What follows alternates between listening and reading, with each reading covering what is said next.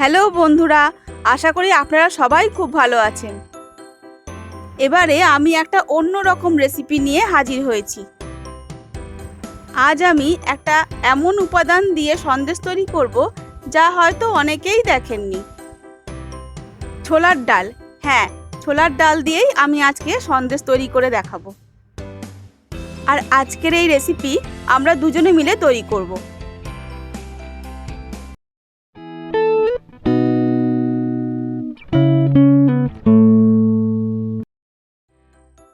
প্রথমেই 300 গ্রাম ছোলার ডালকে ভালো করে ধুয়ে 3 থেকে 4 ঘন্টা ভিজিয়ে রেখেছিলাম। এবার এগুলোকে সেদ্ধ করে নেব। ছোলার ডাল সেদ্ধ করার জন্য কড়াইতে বেশ কিছুটা জল গরম বসিয়ে দিচ্ছি, আর তাতে দিয়ে দিচ্ছি দুটো ছোট এলাচ। এলাচের মুখগুলো একটু ফাটিয়ে দিয়েছি। এবারে ওই জলের মধ্যেই ভেজানো ছোলার ডালগুলো দিয়ে দিচ্ছি।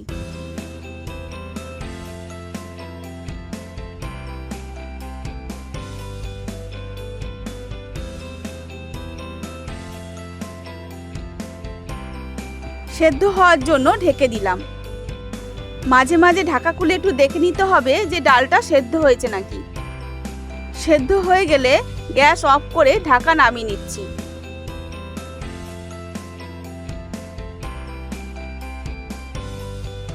ডালগুলো খুব সুন্দরভাবে সেদ্ধ হয়ে গেছে।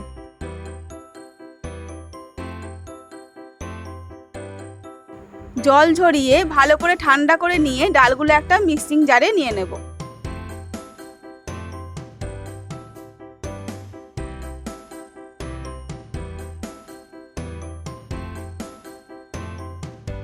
আর এর মধ্যে দিয়ে দেব বেশ কিছুটা লিকুইড দুধ।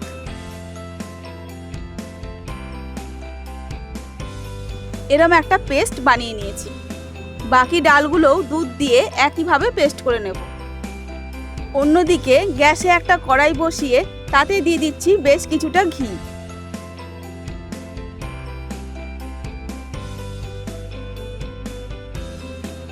কড়াইয়ের চারপাশে ঘি ভালো করে ছড়িয়ে দেব।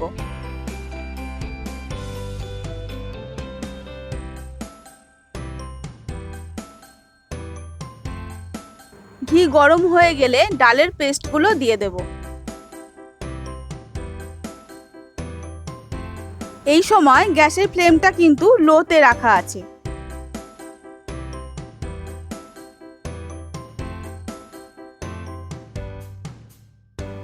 এবারে এইভাবে ডালের পেস্টগুলো ক্রমাগত নেড়ে যেতে হবে।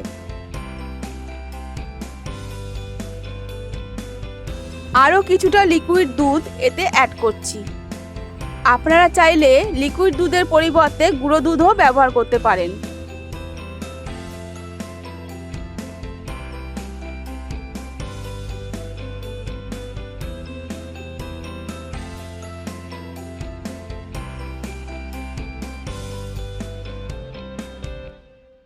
এই সময় 300 গ্রাম চিনি এর মধ্যে দিয়ে দিচ্ছি। ডাল আর চিনির পরিমাণটা আমি সমান রেখেছি।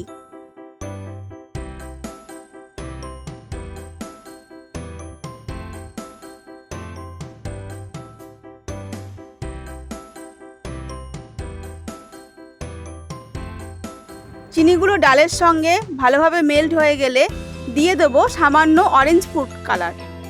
ফুড কালার দেওয়ার ব্যাপারটা একেবারেই অপশনাল, আপনারা চাইলে নাও দিতে পারেন, তবে সামান্য কালার দিলে দেখতে ভালো লাগে। ভালো করে নেড়ে কালারটা মিশিয়ে নিতে হবে।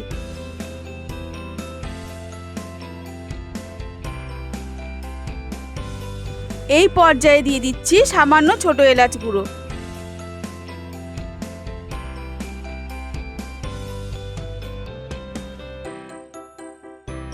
এইভাবে নাড়তে নাড়তে শুকিয়ে এই পর্যায়ে চলে আসবে। এবারে কড়াই থেকে তুলে অন্য একটা পাত্রে নিয়ে ঠান্ডা করে নেব।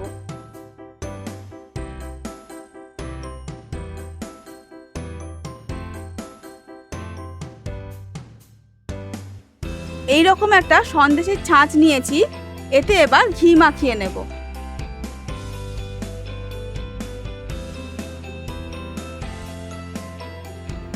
হাতে একটু ঘি মাখিয়ে ওই ডাল থেকে কিছুটা অংশ নিয়ে গোল পাকিয়ে নেব। তারপর ছাঁচের ওপর এইভাবে বসিয়ে আঙুল দিয়ে চ্যাপ্টা করে নেব।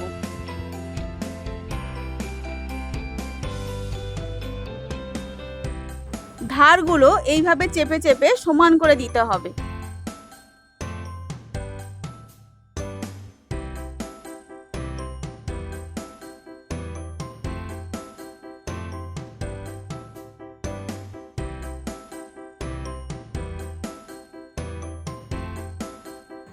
দেখুন ছাঁচের ওপর ডালের মণ্ডটা কিভাবে লাগানো হয়েছে। এখন আঙুলের সাহায্যে আস্তে আস্তে ছাঁচ থেকে তুলে নেব। দেখুন বন্ধুরা, সুন্দর একটা সন্দেশ তৈরি হয়ে গেছে। এভাবে তৈরি করে অন্য একটা পাত্রে সরিয়ে নেব। একইভাবে আরও একটা বানিয়ে দেখাচ্ছি।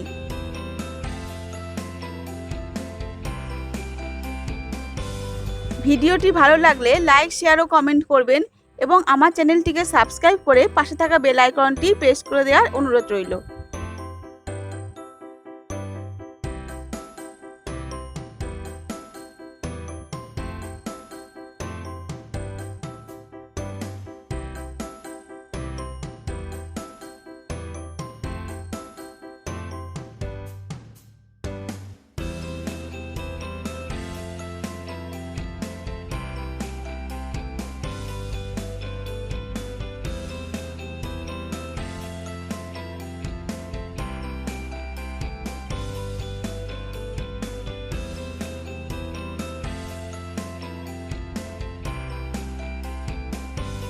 এইভাবে সবকটা সন্দেশ আমি তৈরি করে নিলাম।